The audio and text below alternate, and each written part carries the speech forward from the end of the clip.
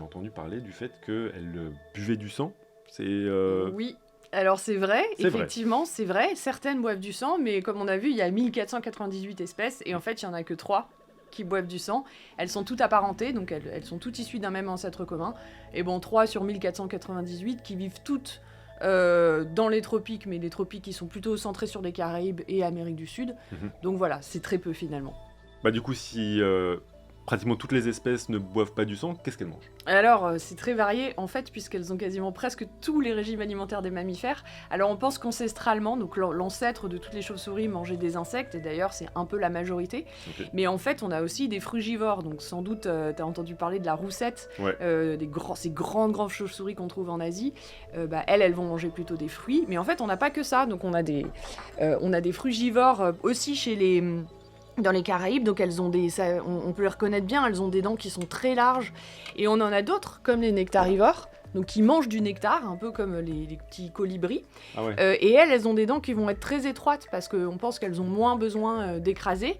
On a aussi des piscivores, donc qui vont pêcher des poissons, donc ça, très bien. assez rigolo.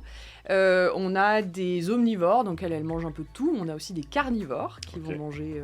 je sais pas, des grenouilles par exemple, des petits rongeurs, des choses comme ça. Est-ce qu'elles mangent d'autres chauves-souris? Exactement, il y a Waouh. des chauves-souris qui chassent d'autres chauves-souris, alors pas beaucoup, mais les plus grosses chassent celles qui sont un peu plus petites et qui vivent à peu près dans le même endroit, donc on a plein de régimes alimentaires différents. Donc tu nous as dit que certaines chauves-souris étaient insectivores. Est-ce qu'on peut les utiliser comme des insecticides? Mais totalement. Déjà, rien que pour nous, des moustiques, c'est plutôt pas Sympa. mal d'en avoir autour de chez soi. Elles peuvent aussi faire plein de choses qui peuvent nous être utiles, puisque, par exemple, les frugivores, elles vont manger des fruits, elles vont relarguer les graines après dans leur crotte, tout simplement.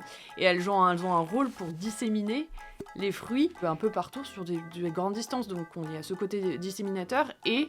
On a les nectarivores qui vont donc prendre le nectar dans les fleurs et elles ont un aspect pollinisateur très important. Donc, comme les abeilles, mais version chauve-souris, quoi. Exactement. Et fun fact d'ailleurs, c'est elles qui vont polliniser les agaves qu'on utilise pour faire, je sais pas si tu le sais, Tequila? de la tequila. Ah. Et donc il y a tout un truc au Mexique justement, les tequila bat, c'est une espèce qui pollinise ces fleurs-là.